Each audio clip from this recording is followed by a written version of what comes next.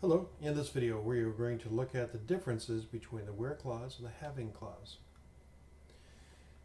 In my example, I'm using the Northwind database and pulling some sales data from order details and products. When I run this code, I see that there are a number of times where there are duplicate product names because they've been sold more than once with a certain quantity. Now, there's a lot of records here. It's 2155. And what happens is that the join between tables happens first in the code, and then it filters out any columns you don't want to display. I'm going to get rid of some of this noise here. I'm going to apply a where clause to filter out the data.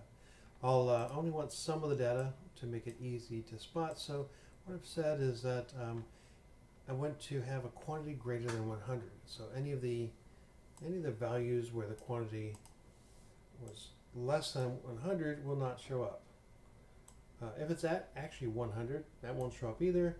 But if it's higher than 100, there are a few occasions, 13 occasions to be exact. When it's higher than 100, that will show up in my results. There's quite a lot of data here. There's a few in here though.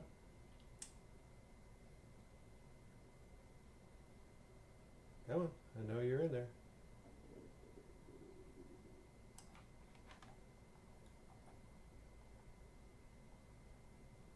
Yeah, here's one. So I'll go ahead and run this. Now what's going to happen is that it's going to do the join first still. But after the join, it's going to filter out occasions where the quantity was less than 100 and only show me the product name and quantity.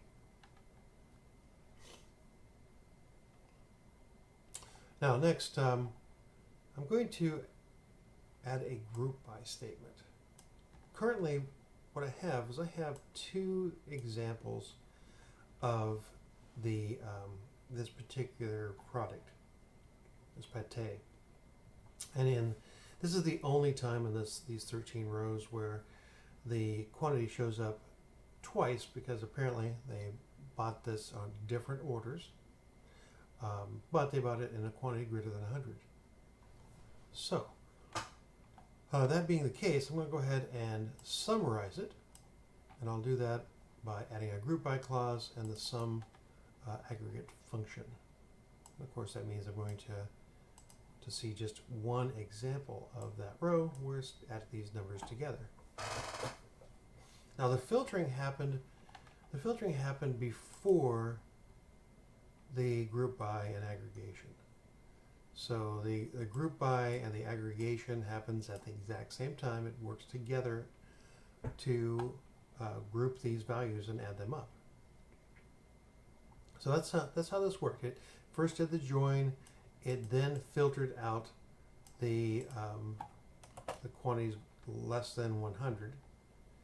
It then went through and did the aggregation and grouping, and finally it only showed me what I asked to see, the product name and the quantity.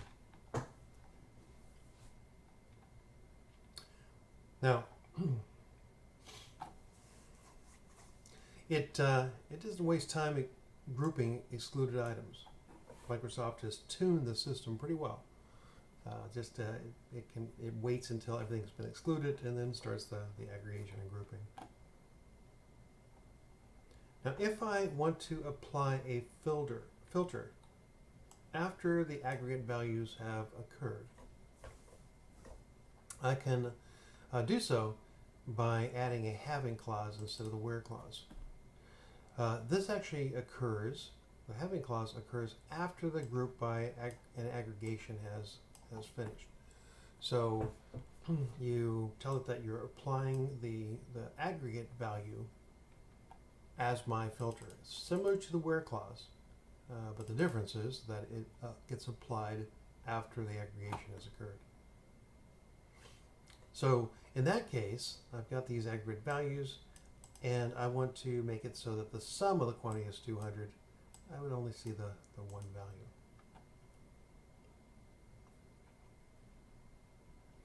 In this case,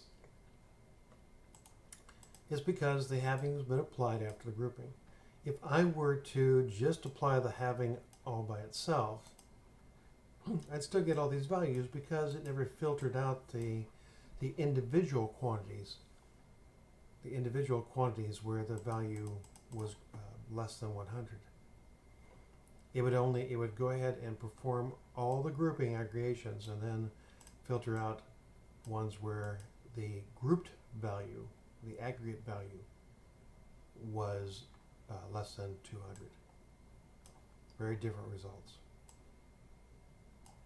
So the takeaway is this: having is applied after grouping and aggregation has occurred. Where is applied before the grouping and aggregation occurs.